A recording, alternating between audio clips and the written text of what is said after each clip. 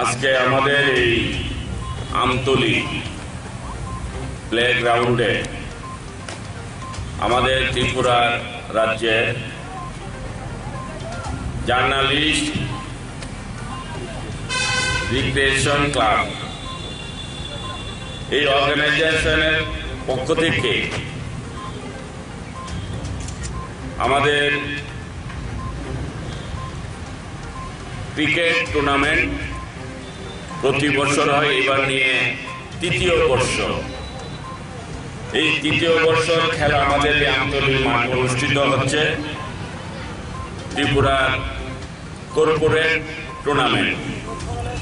তো আজকে এখানে আমি এই মুহূর্তে এখানে আমার সামনে উপস্থিত হয়েছে, দুদিন ব্যাপী এই টুর্নামেন্ট চলবে।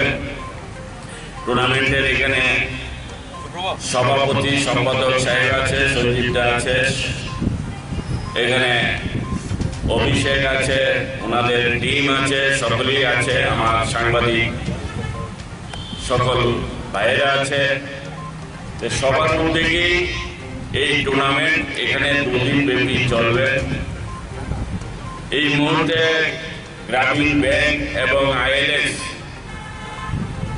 এই দুটি কর্পোরেট সংস্থার পক্ষ থেকে খেলা ওপেনিং শুরু হয়েছে।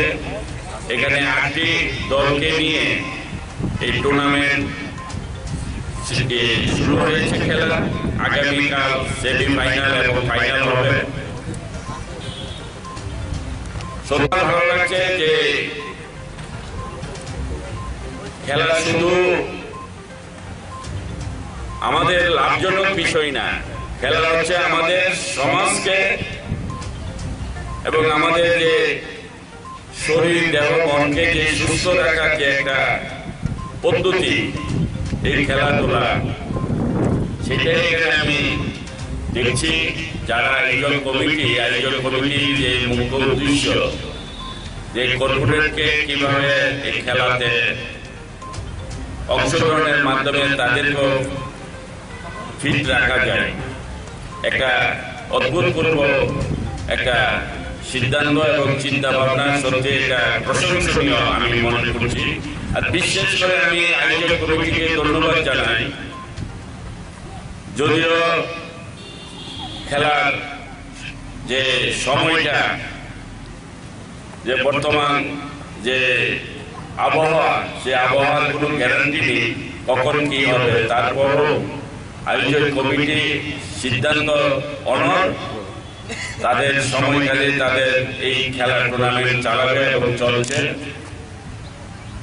বিশেষ করে আমার এই এলাকায় আমতলী মাঠে আসাতে আমি আয়োজক কমিটিকে অনেক ধন্যবাদ জানাচ্ছি যে আমাদের এই এলাকায় জনগণ জানে না মনে হয়, এটা আমাদের এই ত্রুটি।